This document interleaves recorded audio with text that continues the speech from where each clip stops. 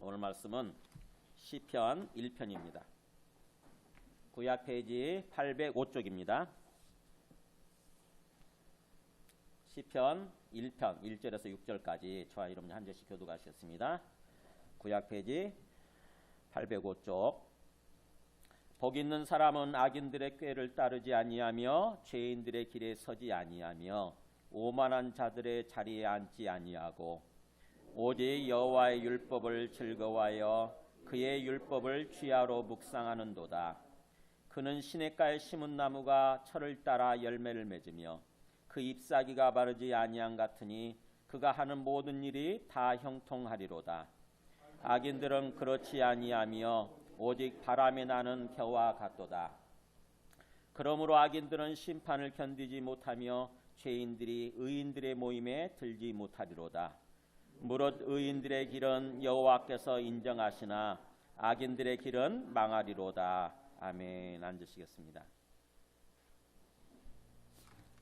자, 옆에 있는 분들한테 새해 복 많이 받으세요. 인사 한번 해보실까요? 네. 네.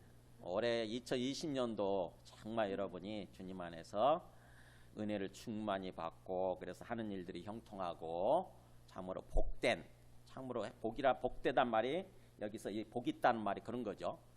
하나님의 복을 충만히 받았다고 하는 것이 축복된 삶을 사는 거예요. 복이 충만한 삶을 사는 거예요. 그런 해가 되시기를 바랍니다. 그래서 그것을 위해서 그런 한 해가 되도록 하기 위해서 오늘 말씀을 듣고 예배 드리려고 하는 거예요. 자, 오늘 말씀을 본격적으로 나누기 전에 우리 존 워너메이커라고 혹시 아세요? 미국의 백화점 왕이에요. 그러니까 백화점을 처음 시작을 해서 큰 돈을 번 사람이죠.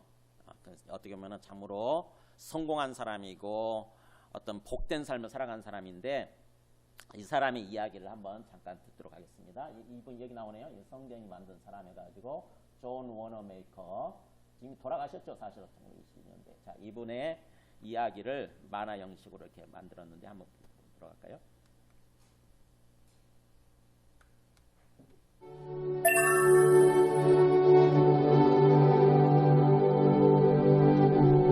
백화점의 왕이라 불리우는 워너메이커는 링컨 대통령처럼 성경을 보고 자란 기독교인 사업가이자 선교 활동도 열심히 했던 하나님의 사람입니다. 1838년 7월 필라델피아 변두리에서 태어난 워너메이커는 어려운 집안 사정으로 12살밖에 학교를 다닐 수 없었지만 교회 주일학교에서 성경 교육을 받으며 성장했습니다. 성경을 마음대로 보고 싶었던 어린 워너메이커는 10살 때 벽돌을 나르는 일을 해서 돈을 모아 자기만의 성경책을 샀답니다.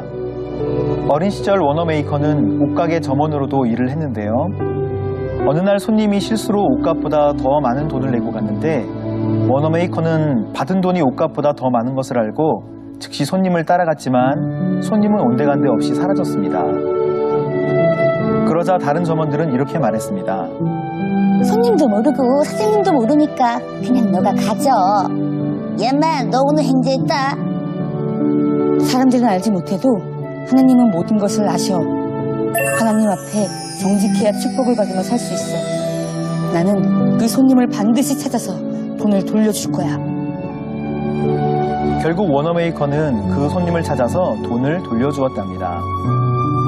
가게 점원으로 시작해서 1875년 세계에서 가장 큰 그랜드 디포 백화점의 사장이 된 워너메이커는 하나님 앞에 항상 성실하고 정직한 사업가였습니다.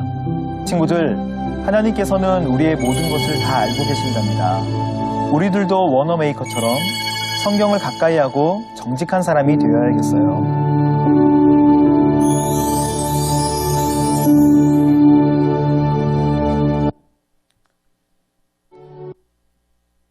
네, 워너메이커, 네, 불 켜주세요.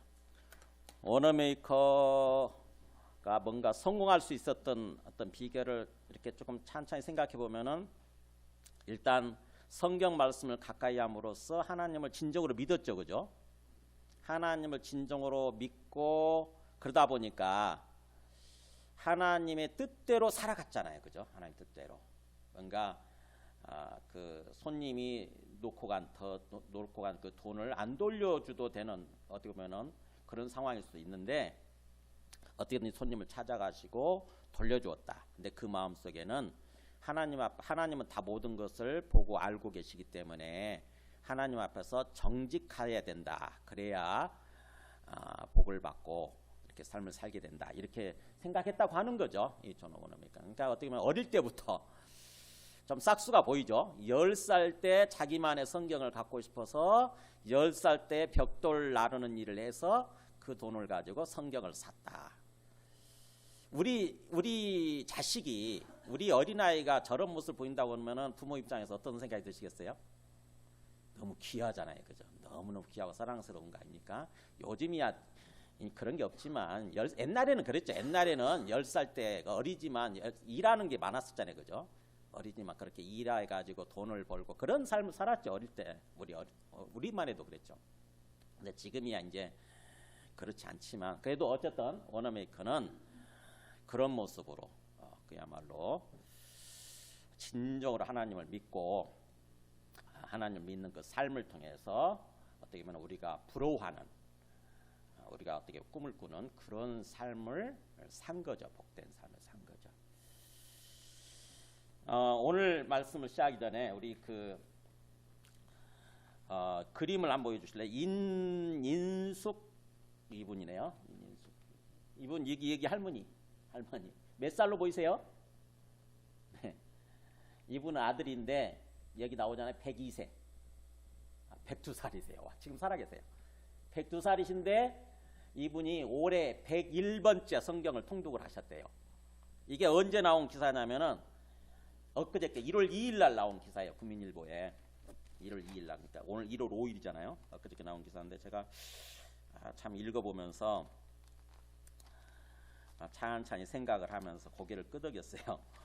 이분이 이런 얘기를 하세요. 이 할머니가 뭐 감리교니까 장로님이라고 그러신 것 같은데 우리 장로교 같으면은 권사님이시죠. 권사님.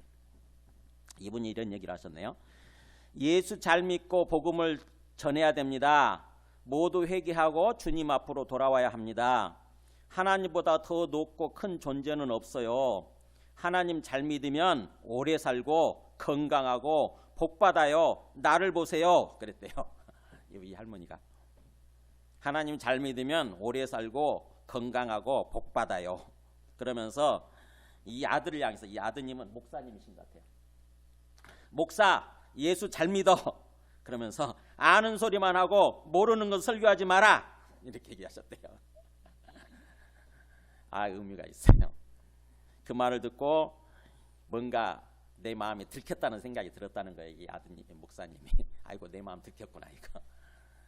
목사님들이 흔히 잘못을 범하기 쉬운 게 뭐냐면은 자기는 그 말씀을 잘 진정으로 이해하지 못하고 또 그 말씀대로 살지 않으면서 입 바른 소리로 설교하기는 쉽거든요.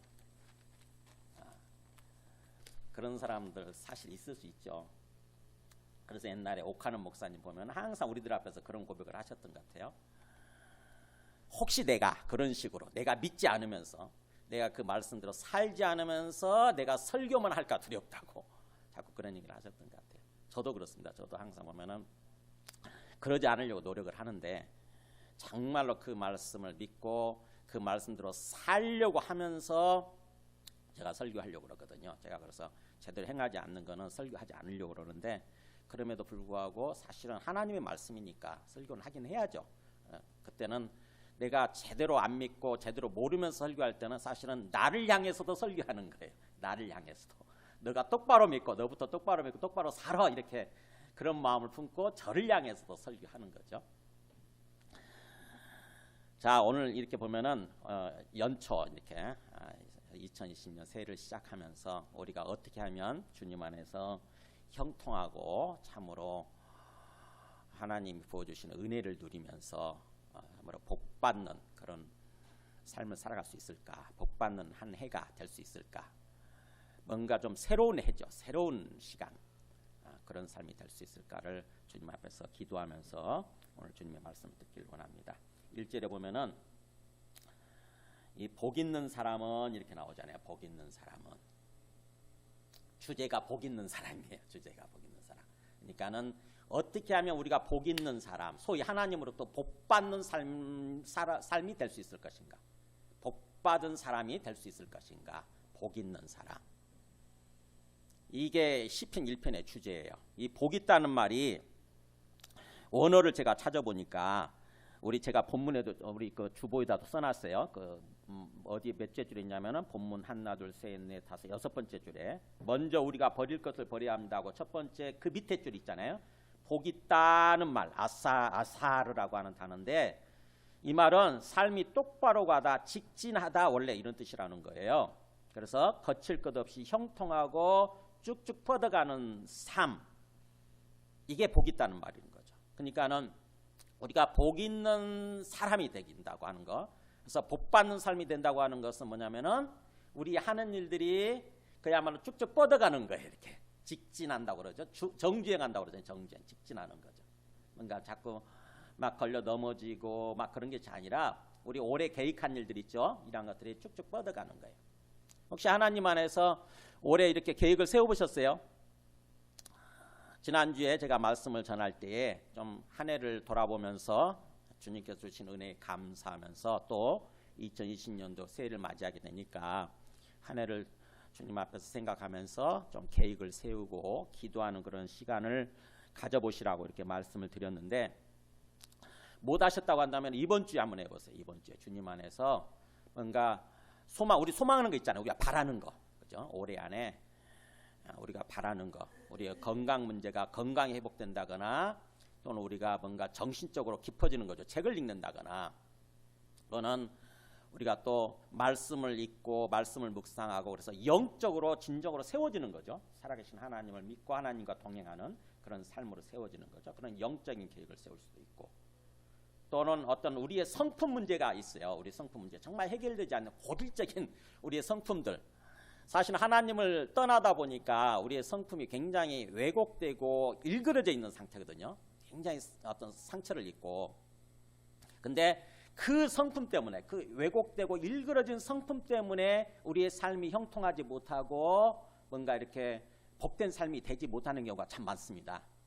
그래서 그거를 우리가 깨달아야 돼요. 사실은 그거를 주님 앞에서 계획을 세우는 것입니다. 올해는 고질적인 이 문제가 해결되게 하여 주시옵소서. 그래서 우리 삶이 참으로 은혜롭고 형통하고 이렇게 복 있는 삶으로 세워지게 하여 주시옵소서. 이렇게 기도하면서 계획을 세우는 거예요. 주님 앞에 계획을 세우고 기도하는 사람과 아무런 그런 생각이 없이 그냥 뭔가 그냥 어떤 시간을 흘려보내는 사람과 어떻게 다를 것 같으세요, 여러분? 우리 자식들한테 우리가 부모로서 우리 자식들한테 바라는 게 있다고 한다면 어떤 모습이겠어요? 1년을 시작하면서 새로운 1년을 시작하면서 어떤 모습을 바라세요? 그렇잖아요. 우리 자식들한테 소망하는 그런 거 아닙니까? 뭔가 좀 철이 들어가지고 주님 안에서 자기 어떤 삶의 계획을 세우고 목표를 정하고 주님 안에서 기도하면서 그래서 성실하게 노력하면서 살아가기를 원하잖아요. 그래야 그 삶이 잘 되고 뭔가 형통할 것 같은 그런 생각이 들지 않습니까? 하나님도 마찬가지예요. 하나님도 우리한테 그런 걸 원하세요. 그런 거. 그냥 아무런 생각이 없이 그냥 그렇게 어떤 인생을 이렇게 걸어가는 것이 아니라 흘려보내는 것이 아니라 뭔가 새로운 해가 시작이 되면은 주님 앞에서 기도하면서 삶의 목표를 세우고 계획을 정하고 주님께 기도하면서 주님과 함께 걸어가기를 원하시는 거죠. 주님께서. 그래야 주님께서 우리 마음에 우리 삶의 주님 되셔서 우리 삶을 인도해 주시게 되는 거죠. 그래서 주님 안에서 형통하고 복된 삶이 되는 거예요.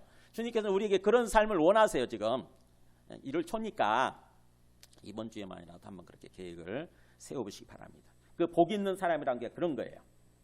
그래서 복 있는 사람은 그 말은 사실은 그 복 받는 삶이라고 하는 것, 축복된 삶이라고 하는 것은 3절에 조금 더 비유로 나오죠. 3절에 보면 이렇게 나오죠. 그는 시냇가에 심은 나무가 철을 따라 열매를 맺으며 그 잎사귀가 마르지 아니한 같으니 그가 하는 모든 일이 다 형통하리로다.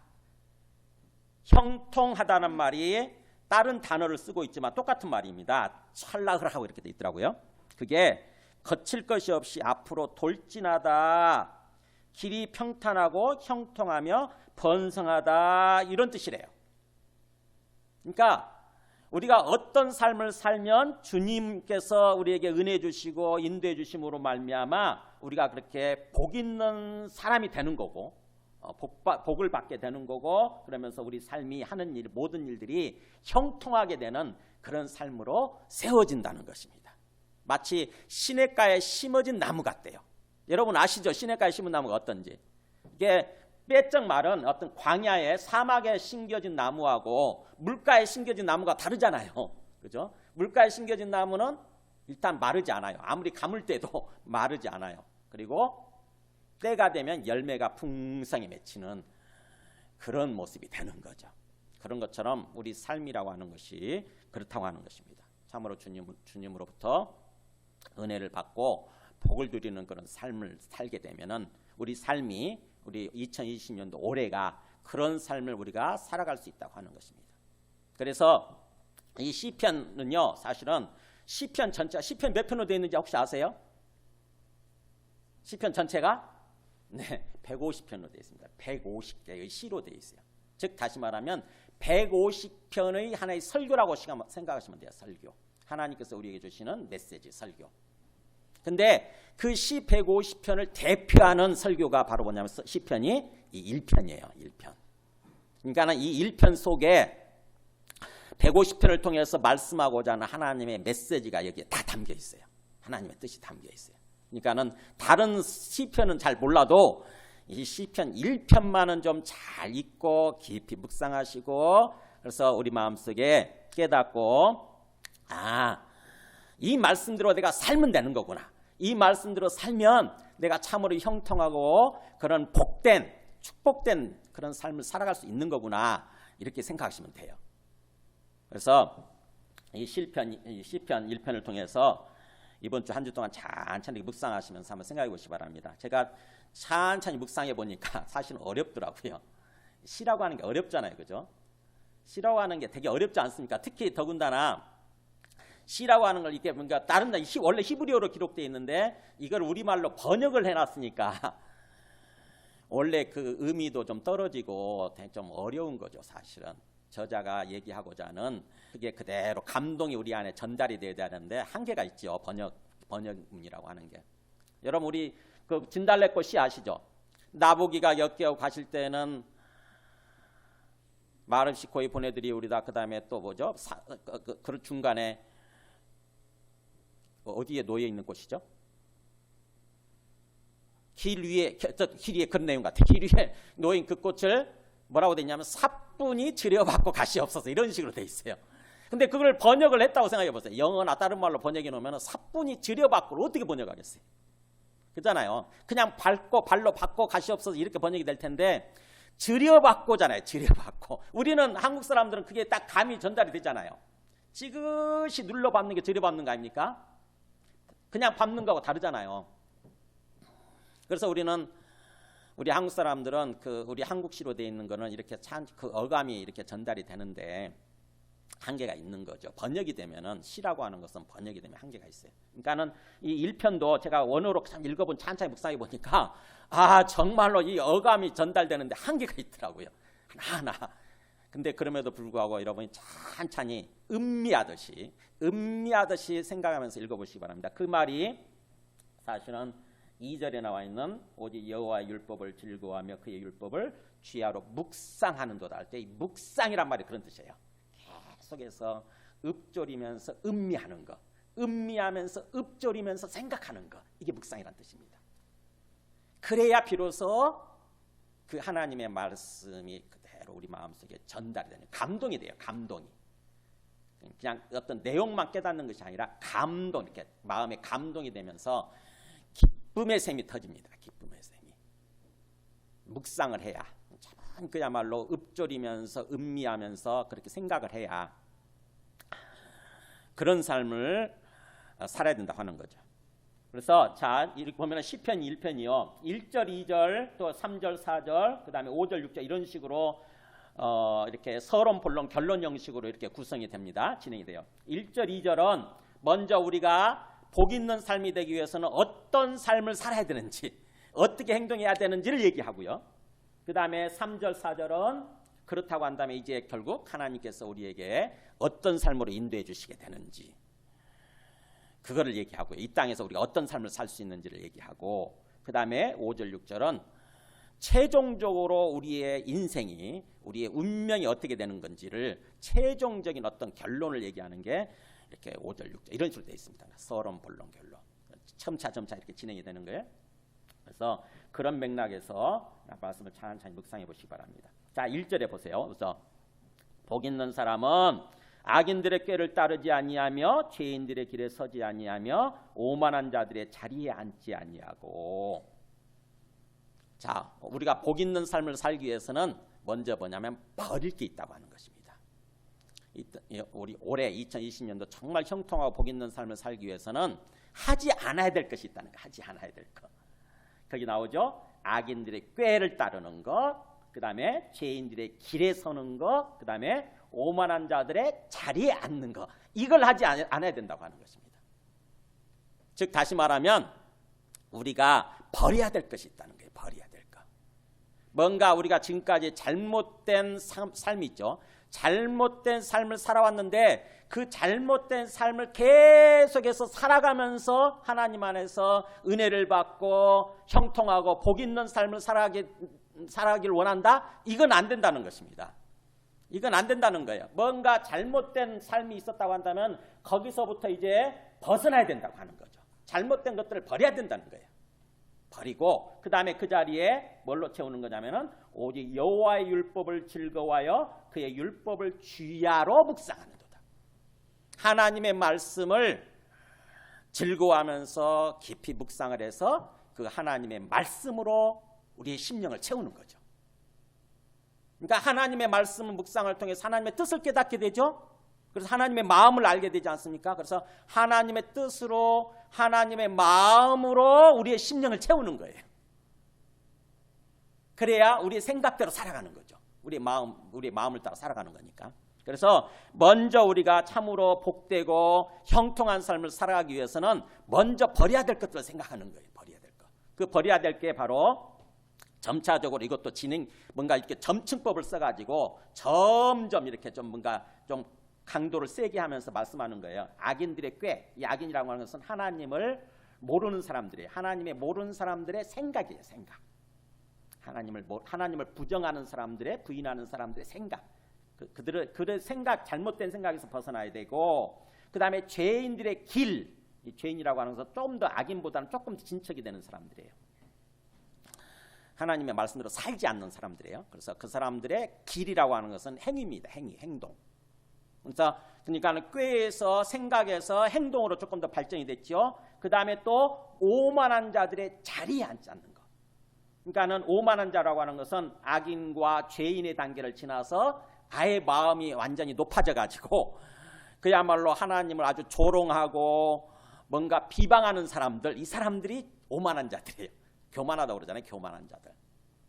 그냥 끝까지 높아진 거죠. 사실은 이제 그야말로 완전 하나님 아예 노골적으로 부정해버리는 사람들 있죠. 하나님을 향해서 심지어 막 욕하고 조롱하는 사람. 이게 오만한 자들인데 그들의 자리에 앉는다는 말은 뭐예요? 아예 눌러 앉는다 이런 뜻이잖아요. 그러니까 습관이에요. 습관. 그래서 우리가 벗어나야 되는 게 뭐냐면은 소위 악인들, 죄인들, 이 오만한 자들의 생각에서 벗어나고 그들의 생각을 쫓는 것에서 벗어나고 그 다음에 또 그들의 행동 그런 모습을 버려야 되고 그 다음에 그들의 습관을 버려야 된다고 하는 거죠. 그 사람들의 습관 이런 걸 벗어나야 된다고 하는 거죠. 그러니까 우리 삶을 돌아보면서 우리의 뭔가 잘못된 모습 이것을 생각해 보시기 바랍니다. 우리의 생각이나 우리의 어떤 성품이나 우리의 삶의 습관에 있어서 뭔가 고질적인 부분들이 있어요. 고질적인 것. 혹시 내가 나의 어떤 그런 부분들을 모르겠다 싶으면 옆에 사람한테 물어보세요. 나하고 가장 가까이 있는 사람한테 물어보면 그 사람들은 알아. 그 사람들은. 나는 몰라요. 나 자신은 나에 대해서 객관적으로 잘 볼 줄 모를 수 있습니다. 근데 잘 모르겠다 싶으면은 옆에 있는 분, 우리 배우자 있으면 배우자한테 물어보거나 아니면 우리 자식들한테 물어보거나 우리 부모님한테 물어보거나 아니면 가장 친한 친구 있죠? 친한 친구한테 정말 솔직하게 내가 상처받지 않을 테니까 얘기를 한번 해줘봐라. 내 고질적인 잘못된 모습이 뭐냐, 잘못된 성품이 뭐냐, 이거를 고치면 내가 올해 정말 뭔가 형통하고 정말 복된 삶, 뭔가 성공한 삶을 살아갈 수 있을 것 같은데 그게 뭐냐 한번 얘기해 줘봐라. 이렇게 진지하게 한번 대화를 한번 해보세요. 얘기를 해줘 보세요. 그러면은 우리가 그걸 깨닫게 됩니다. 그래서 다 고칠 수는 없겠죠, 한꺼번에. 근데 가장 치명적인 약점이 있어요. 치명적인 성품. 제가 여러분들 놓고 한 사람 한 사람 놓고 기도할 때마다 그런 부분들이 생각나는 경우가 있어요. 아, 이분은 이것만 고치면 정말 좋을 텐데, 이것만 고치면 정말 주님 안에서 복되고 형통한 삶을 살아갈 수 있을 텐데 라고 하는 그런 부분들이 있어요. 제가 여러분을 많이 만나지 못했음에도 불구하고 기도하다 보면 생각나는데 하물며 가까운 사람이 그걸 모르겠어요. 그리고 우리들도 사실은 주님 안에서 나를 놓고 말씀을 묵상하면서 기도하면 깨닫게 됩니다. 내 치명적인 약점이 뭔지. 그것 때문에 우리 삶이 형통하지 못하고 막혀 있는 경우가 있어요. 우리가 옆에서 보면 알잖아요. 옆에서 사람들 볼 때 보면은, 자, 저 사람 저것만 고치면 정말 삶이 복되게 될 것 같은데, 이런 게 있잖아요. 그래서 우리가 그것을 연초에 시작을 하면서 그 부분을 놓고도 계획을 세우는 거죠. 올해 분명히 이 성품이 고쳐지게 하여 주시옵소서. 기도하는 거죠. 그래서 성경도 마찬가지예요. 레위기 18장에 보면은 이런 말이 나와요. 하나님이 이 이스라엘 사람들을 출애굽을 해가지고 가나안 땅으로 인도하시면서, 이제 약속의 땅, 축복의 땅이죠. 그 삶으로 인도하시려고 하면서 시내산에서 그 이스라엘 사람들에게 주시는 말씀이에요. 아직 가나안 땅 들어가기 전이에요. 그러니까 우리가 어떻게 보면 2020년도 새해가 시작되기 전인 거지, 사실은. 그 새해를 주시려고 하시면서 2020년도 참으로 축복된 한 해를 주시려고 하시면서 이스라엘 사람들에게 주시는 말씀, 이렇게 보세요. 나는 여호와 너희의 하나님이니라. 이 여호와란 말을 쓸 때는요, 나는 너와 언약 관계를 맺고 너의 삶을 인도해가는 너의 주인이다, 이런 뜻이에요. 너의 주인인 하나님이다. 표현을 쓸 때 하나님 앞에 여호와란 말을 씁니다. 이렇게 여호와. 성경도 그러니까 좀 달라. 그냥 하나님이란 말을 쓸 때는 좀 달라요. 그냥 하나님이란 말을 쓸 때와 여호와란 말을 쓸 때는 나는 너와 언약 관계를 맺고 너와 교제하고 교통하면서 인격적으로 교제하면서 너의 삶을 인도하려고 하는 참으로 복된 삶으로, 약속의 땅으로, 축복의 땅으로 인도하려고 하는 하나님이다, 이런 표현을 할 때는, 이런 얘기를 할 때는 이 여호와란 말을 써요. 그래서 나는 여호와 너희 하나님이다 그러면서 보세요. 여기 한번 3절 보이시면 같이 읽을까요? 시작. 너희는 너희가 거주하던 애굽 땅의 풍속을 따르지 말며 내가 너희를 인도할 가나안 땅의 풍속과 규례도 행하지 말고, 이렇게. 이스라엘 사람들한테 뭐라고 하냐면, 너희는 이제 약속의 땅으로 들어가게 될 텐데 거기서 절대로 따르지 않아야 될 거 뭐냐? 애굽 땅의 풍속. 애굽이 뭐예요? 이스라엘 사람들이 400년 동안 살았던 그 땅이잖아요. 이거는 애굽 땅의 그 어떤 풍속, 죄악된 풍속이죠. 사실은 죄악된 삶. 그걸 절대로 따르지 마라. 이제는 더 이상. 뭐냐면은 단절해라는 거죠. 단절, 그 삶에서. 그리고 또 너희가 또 들어가게 되면 그 가나안 땅의 풍속도 역시 따르지 마라. 가나안 땅도 그게 죄악됐기 때문에 하나님이 그 사람들 심판하셔서 몰아내시고 이스라엘 사람들을 그쪽으로 들여보내는 거거든요. 그러니까 우리가 이 새해를 시작하면서 우리가 뭔가 우리의 과거의 잘못된 어떤 삶의 모습, 이런 것들에 대해서 생각해보고 그거를 관계 단절을 해야 된다고 하는 것입니다. 그걸 절단하고 완전히 끊어내고 그걸 버리고 새로운 생각을 가지고 새로운 삶을 시작해야 되는 거지. 뭔가 잘못된 옛날 생각을 계속 품고 옛날 삶의 습관을 계속대로 행하면서 하나님이 은혜 주시고 그래서 형통하고 복된 삶이 되기를 바란다? 이건 안 된다고 하는 것입니다. 이게 어우러지지 않는다고 하는 거예요. 잘못된 거라고 한다면 깨닫고 끊어내야 되는 거죠. 하나님 앞에 계획을 세우고 기도해야 되는 거죠. 하나님, 이거 반드시 고쳐지게 해 주시옵소서. 그래서 새로운 생각으로 걸어가야 되는 거예요.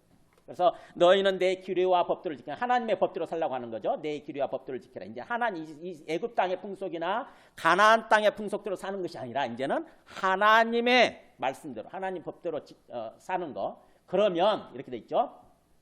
사람이 일을 행하면 그로 말미암아 뭐라고 돼 있습니까? 살리라. 이 살리란 말이 무슨 뜻일 것 같으세요? 살리라. 성경에 산다는 말이 많이 나오죠. 바로 성경의 다른 표현에 비하면 영생의 삶이에요. 영생의 삶. 그러니까 우리의 영적인 생명이 살아나서 하나님과 교제하면서 하나님이 우리 삶을 인도해 주시는 거죠. 참으로 행복한 삶으로, 복된 삶으로, 형통한 삶으로 인도해 주시는 삶이 되는 거예요. 그게 살리라 뜻이에요. 너희가 하나님 앞에서 말씀해 주신 대로 이렇게 행하면, 이대로 행하면 그로 말미암아 너희가 정말 행복하게 살게 될 거다. 복된 삶을 살게 될 거다라고 하는 거예요. 마찬가지로 이제 신약적으로 이 말씀을 한번 보겠습니다. 신약적으로 우리가 진짜 예수님을 믿고 우리가 새로운 생각을 가지고 새로운 삶을 살아야 된다고 한다면은 신약적으로는 어떻게 말씀하냐면요. 갈라디아서 5장 19절을 먼저 보실래요? 여기 보세요. 갈라디아서에서 사도 바울이 갈라디아 교회 사람들한테 얘기해요. 이것을 하지 말라 그러면서 보세요. 육체의 일, 즉 육신의 일은 분명하다 그러면서 이런 것들 쭉 나열을 해요. 이런 것들은 뭐라고 하냐면은 전에 너희에게 경계한 것 같이 경계하노니 같이 읽어볼까요? 시작. 이런 일을 하는 자들은 하나님의 나라를 유업으로 받지 못할 것이다. 이렇게 나오죠. 하나님의 나라를 유업으로 받는다는 말이 무슨 말이냐면은 하나님께서 통치하시는 삶, 하나님께서 다스리시고 인도해 가시는 삶이 바로 하나님의 나라예요. 죽어서 천국 간다는 얘기가 아니에요, 이게. 죽어서 천국 간다는 얘기가 아니라 이 땅에서 하나님이 모든 것을 주관하시면서 인도해 주시는 참으로 은혜롭고 형통하고 복된 삶을 살아야 되는데 그 삶을 살지 못한다는 것입니다. 어떤 삶을 살면요? 이런 일을 하는 자들. 이게 바로 과거의 삶이에요. 과거의 우리. 하나님을 진정으로 알지 못하고 믿지 못하고 그래서 나의 어떤 그런 죄악된 성품 속에서 살아가는 삶. 한번 볼게요. 그래서 그게 육체의 일이고 육신의 일입니다. 이 육신이라고 하는 게 항상 제가 얘기했죠. 사르크스라고 하는 단어다. 그러면서 우리 죄악된 본성, 타락한 본성이라고 하는 단어예요. 그래서 그런 타락한 본성을 따라서 행하는 일이라고 하는 게 삶이죠. 삶, 행동이라고 하는 것은 분명하다 그러면서 쭉 얘기를 해줘요. 보면은 먼저 한번 볼게요. 음행, 더러운 거, 호색. 이게 성적 타락이에요. 성적으로 부패한 모습. 그 다음에 우상숭배, 주술. 이게 뭐죠? 하나님이 아닌 것을 막 하나님처럼 섬기는 거잖아요. 우상숭배한다고 그러잖아요. 소위. 영적 타락이에요. 영적 타락. 그 다음에 또 원수 맺는 거, 분쟁하는 거, 싸우는 거죠. 그 다음에 시기하는 거, 분내는 거, 화내는 거죠. 그 다음에 당 짓는 거, 팝을 짓는 거예요. 교회 안에서도 그런 사람 있잖아요. 무슨 목사님 파, 장로파 이렇게 막 구분해가지고 막 팝을 짓는 사람도 있잖아요. 당 짓는 거, 그 다음에 분열하는 거, 서로 막 갈라지고 싸우는 거, 그 다음에 이단도 역시 당 짓는 것과 똑같아. 이단, 그 다음에 투기, 시기하고 질투하는 거. 여기까지가 바로 보세요. 인간관계에 있어서 우리가 부패하고 타락한 모습이에요.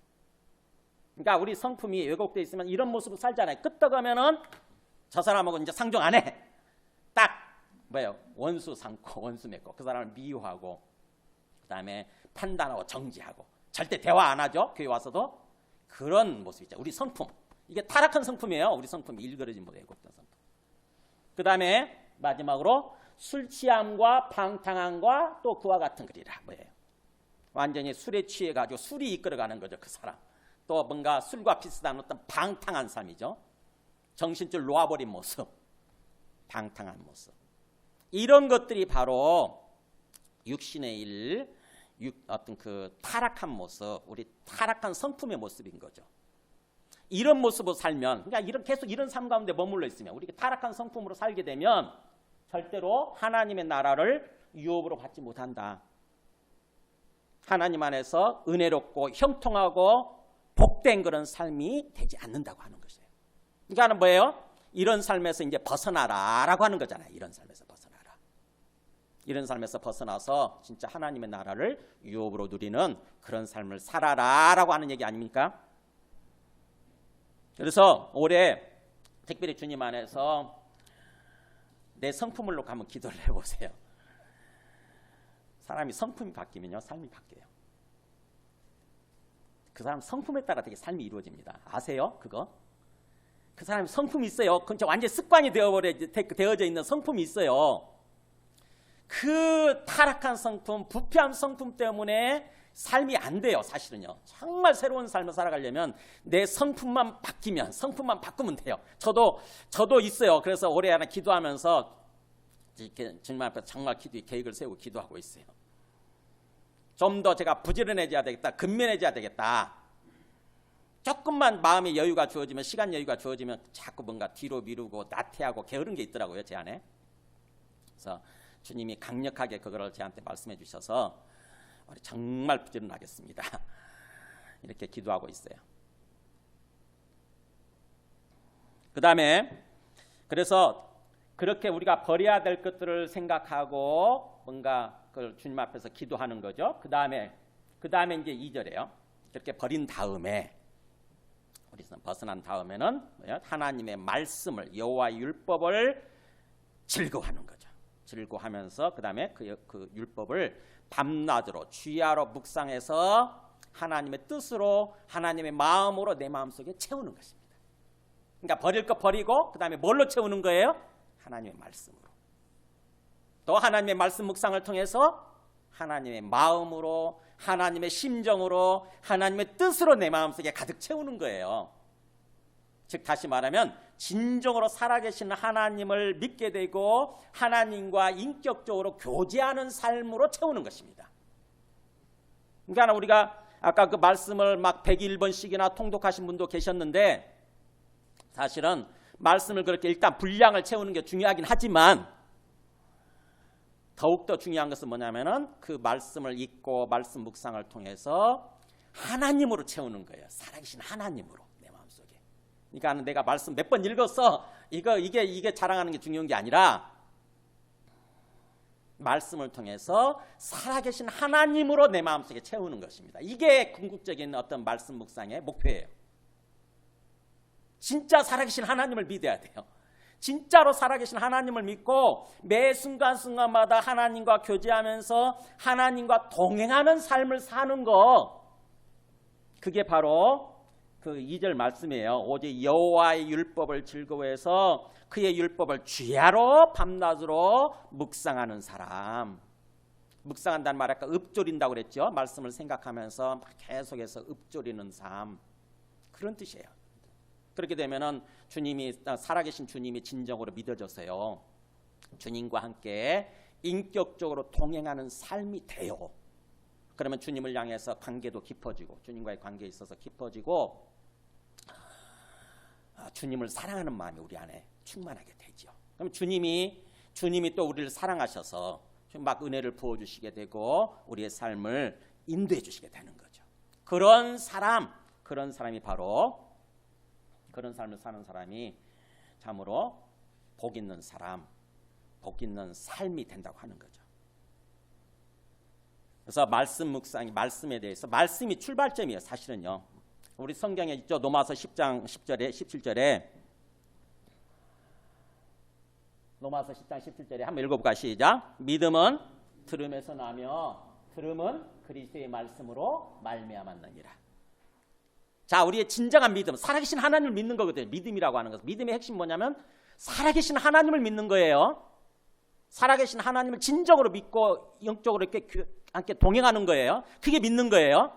근데 그 믿음이라고 하는 것은 어디서부터 시작된다고요? 들어야 돼요. 말씀을 들어야 돼요.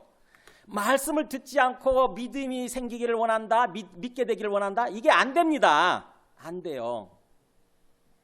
말씀을 일단 들어야 돼요. 무조건 모든 거 제쳐놓고 말씀을 들어야 돼요. 말씀, 듣는다는 말은 읽는 것도 포함이 되고 묵상하는 것도 포함이 돼요.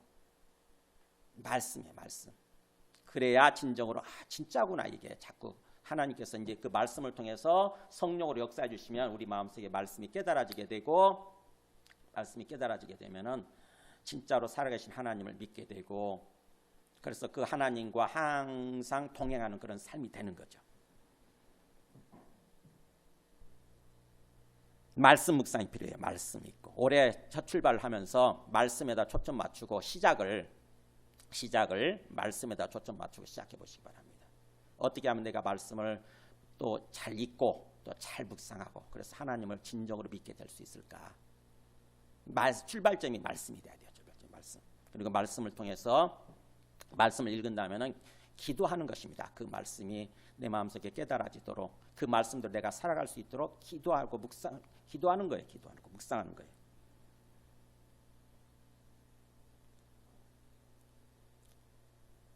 사도행전 17장 11절에 베레아 사람들의 그 말씀에 대한 태도를 한번 보세요. 베레아 교회가 있었어요. 그 베레아 교회 사람들의 말씀에 대한 태도가 이렇게 나와요. 베레아에 있는 사람들은 데살로니가에 있는 사람들보다 더 너그러워서 말씀 앞에 더 너그럽다, 더 젠틀하다 이런 뜻이에요. 말씀 앞에서 마음이 고분고분한 거예요. 말씀 앞에서 더 너그러워서 자 한번 읽어볼까요? 시작. 간절한 마음으로 말씀을 받고 이것이 그러한가 하여 날마다 성경을 상고함으로 이렇게 나오잖아요. 베레아 사람들의 말씀에 대한 태도가 어땠어요? 말씀을 받을 때 간절한 마음으로 받았다는 간절한 마음으로. 와 이게 하나님의 말씀이라면 절대로 제가 놓쳐서는 안 됩니다. 정말 하나님의 말씀이 내 마음속에 들려지게 하여 주시고 깨달아지게 하여 주시옵소서라고 간절한 마음으로 말씀을 받아들였다고 하는 거죠. 그러고 나서는 그 말씀을 듣고 끝나는 것이 아니라 어떻게 했습니까? 그 다음에는 또 이것이 그런가 하고 날마다 성경을 상고했다. 정말 그런 뜻인가? 말씀을 들을 때는 그럴듯하잖아요. 그죠? 이렇게 목회자로부터 설교를 들을 때는 그럴듯하지 않습니까? 근데 그럴듯했는데 하루만 지나면 다 없어져 버리잖아요. 다 까먹잖아요. 그러니까 그렇게 하면 안 되고 말씀을 듣고 나서 그 다음에 묵상하는 거예요. 깊이 생각하는 거예요. 스스로.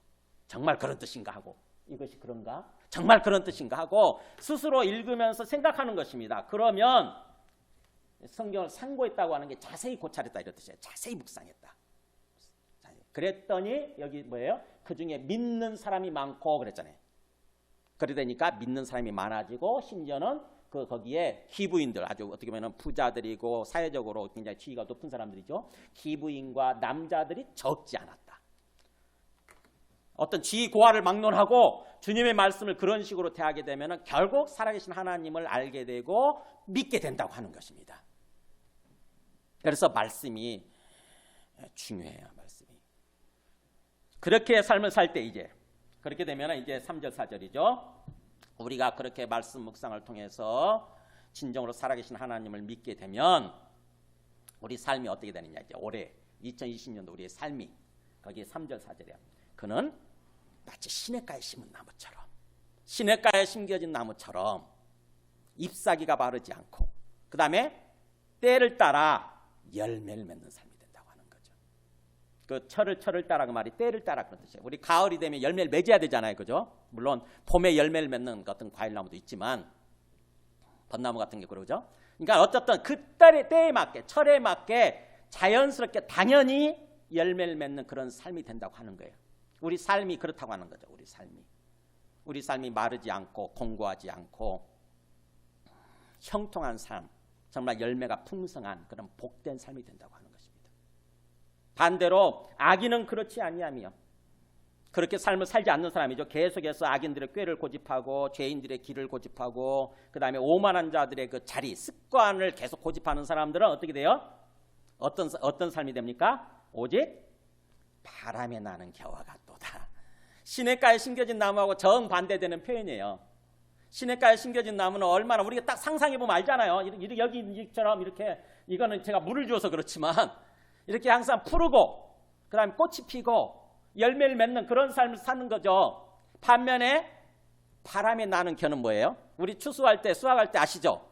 수확할 때 막 바람으로 이렇게 그냥 선풍기나 큰 바람으로 불어버리게 되면은 쭉정이는 다 날아가잖아요. 그죠? 쭉정이하고 벼하고 똑같은 거 아세요? 겉모양은 똑같아요. 겉모양 똑같습니다. 처음에는 구분 잘 못해요. 근데 뭐예요? 바람을 불게 되면은 쭉정이는 결국 알맹이 없는 쭉정이는 그냥 다 날아가 버리게 되는 거죠. 우리 인생이 그렇다는 거예요. 우리 인생이 정말 하나님을 진정으로 믿고 하나님과 동행하는 그런 삶을 사는 사람은 마치 시냇가에 심겨진 나무처럼 그런 삶이 되지만 반대로 계속해서 뭔가 어떤 그 악한 어떤 그런 삶의 습관 가운데서 살고 그래서 하나님을 믿지 않는 사람들은 바람에 나는 겨와 같은 그런 삶이 된다고 하는 거죠. 그래서 올해 내가 시냇가에 심은 나무처럼 살 것인가, 아니면은 바람이 나는 겨와 같은 그런 삶을 살 것인가는 스스로 선택이에요. 사실은요. 스스로 선택하는 것입니다. 내 의지의 어떤 결단, 내 의지의 선택에 따라 좌우되는 거예요. 자, 우리가 이 말씀 묵상하고 하나님을 믿는 것과 그래서 우리 삶이 어떤 연관성이 있는지 예레미야예요. 예레미야 17장 한번 보여주세요. 예레미야 17장 5절에 보면은 이런 말씀입니다. 예레미야 저 뒤쪽에 있어요. 예레미야 17장 5절에 네, 여기 보세요. 오늘 말씀하고 어떻게 연결이 되어 있나 보세요. 어떤 사람은 사막의 떨기나무 같은 사람이 있죠. 여기 보면은 사막에 심겨져 있는 떨기나무가 아카시아처럼 비슷하게 생겨갖고요. 그야말로 이파리도 아주 작고 이 가지도요 완전히 빼빼 이렇게 말라져 있는 그런 나무예요. 가서 보면 압니다. 이렇게 보면은 꼭 어떤 그 성지순례 할 때 그 보여주거든요. 그래서 그 떨기나무에 제가 올라가 보기도 했는데 아주 빼빼 말랐어요. 그런 사막에 심겨져 있는 떨기나무 같다. 그래서 그런 사람이 있고, 그다음 뒤에 반면에 어떤 사람은 물가에 심겨진 나무 같다 이런 일이 나오죠. 시냇가에 심겨진 나무 같다. 이렇게 두 가지를 대조시켜서 얘기를 하는데, 자 먼저 물가에 심겨진 그 앞에 이 사막의 떨기나무 같은 사람은 어떤 사람이냐면은 보세요. 무릇 사람을 믿으며 육신으로 그의 힘을 삼고, 아까 육신이란 말 나왔죠. 우리 타락한 본성, 죄악된 본성 그 성품 그대로 사는 거죠. 타락한 성품으로 그의 힘을 삼고, 그래서 마음이 여호와께서 떠난 그 사람, 아예 하나님에게서 하나님과 전혀 상관이 없어요. 하나님에게 떠나버린 그 사람은 저주를 받게 될 거고, 그래서 그의 삶은 마치 사막의 떨기나무 같은 삶이 될 거다. 그래서 좋은 일이 오는 것을 보지 못하고, 그러니까 하나님이 좋은 것을 막 부어주시려고 그랬는데도 그것을 누리지 못하고, 그 다음에 마치 광야 간조한 거, 이 건조한 땅이라는 뜻이에요. 광야 건조한 땅, 그 다음에 물이 없는 건건한 땅, 광야죠, 광야. 그런 땅, 그래서 사람이 살지 않는 땅에 살게 되리라. 이런 삶을 살긴다고 하는 거예요. 그러니까 전혀 뭔가 푸르지도 못하고 말라 비틀어진 모습, 아무 열매도 없고 그런 삶을 살게 된다고 하는 거죠. 마치 여기서 말하는 그 4절에서 말하는 그런 거죠. 악인들은 그렇지 아니하며 바람에 나는 겨와 같도다. 이걸 얘기하는 거고요. 그 다음에 보여주세요. 반대로 하나님을 진정으로 알고 믿고 하나님과 동행하는 그런 삶을 사는 사람은 마치 물가에 심겨진 나무 같은데, 이런 사람은 어떤 사람이냐 이렇게 나오죠. 그러나 무릇 여호와를 의지하며 여호와를 의뢰하는 그 사람은 복을 받을 것이라. 말씀 묵상을 통해서 하나님을 진정으로 믿는 거죠. 그러면은 그 여호와를 의지하면서 사는 겁니다. 여기 그죠? 여호와를 의지하고 그다음에 여호와를 의뢰한다는 말 같은 말이에요. 여호와를 의뢰하는 그 사람은 복을 받아서, 하나님이 주시는 복을 받아서 마치 물가에 심겨진 나무 같을 텐데, 어떤 모습이 있는지 보세요. 그 뿌리를 강변에 뻗치고, 뿌리가 물가 쪽으로 이렇게 뻗쳐 있는 거죠. 그러니까 절대로 메마르지 않죠. 그 다음에 그래서 더위가 올지라도 두려워하지 아니하며, 그 입이 청청하며 가뭄에도 걱정이 없고, 그 다음에 결실이 열매가 그치지 아니한 것들이라. 그러니까는 마치 시편 1편을 얘기하는 것 같죠, 그죠? 그러니까는 우리가 바람에 나는 겨 또는 사막에 심겨진 떨기나무 같은 삶을 살 거냐, 아니면은 시냇가에 심겨진 나무 또는 물가에 심어진 그런 나무 같은 삶을 살 거냐 하는 것은 우리가 목표를 정하고 우리의 결단과 우리의 의지의 선택에 따라 좌우된다고 하는 것입니다. 지금 그 얘기를 하는 게 그거잖아요, 그죠? 네 의지에 따라 달려있다, 네 선택에 따라 달려있다. 그래서 연초를 시작하면서 올 한 해 이제 새해를 시작하면서 하나님 안에서 계획을 세우고 목표를 정하고 주님 앞에 기도하는 거예요. 그래서 우리가 잘못된 성품, 잘못된 삶에서 벗어나서 이제는 진정으로 살아계신 하나님을 우리 마음속에 채우고 하나님과 온전히 동행하는 그런 삶을 살길 원합니다라고 기도하는 거죠. 결단하는 거. 그러면 자연스럽게 하나님이 이 삶을 주신다고 하는 거죠. 우리의 선택에 따라서. 마지막으로 결론입니다.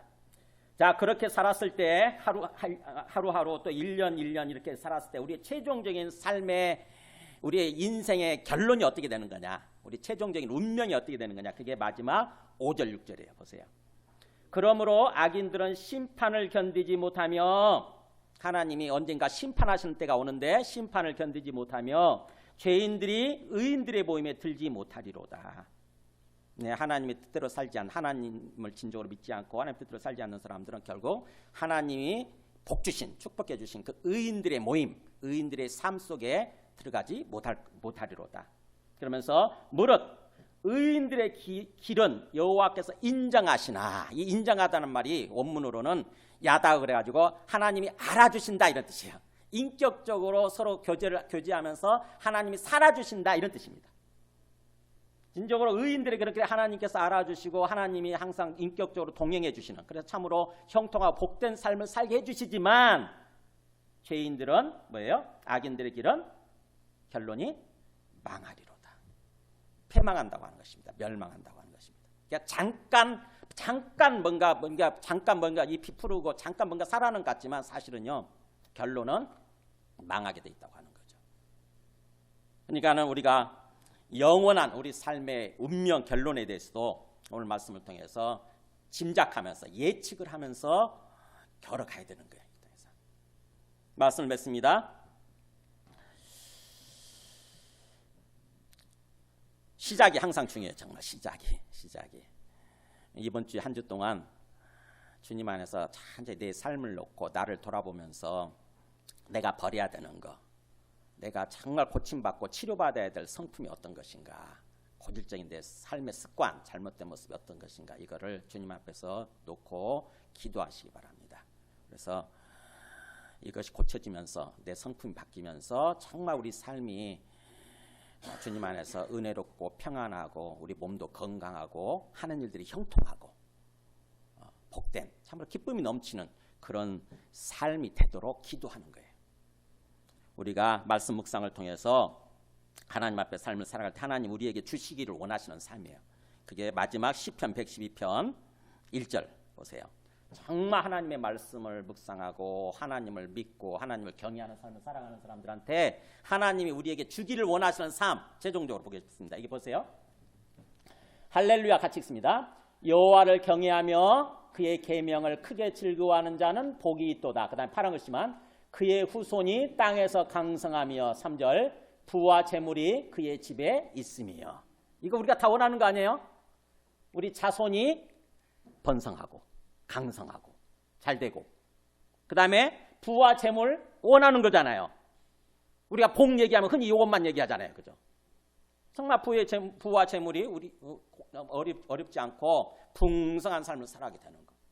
이 복을 우리가 누리기를 원하신다고 하는 거예요. 우리가 이걸 주기를 원하신다네요. 하나님께서도. 근데 어떤 사람이 그런 삶을 누리게 되는 거냐? 여기 나오잖아요. 여호와를 경외하며 그 다음에 그의 계명, 그의 말씀을 크게 즐거워하는 자는 복이 있으리로다. 하나님 복을 주신다는 거죠.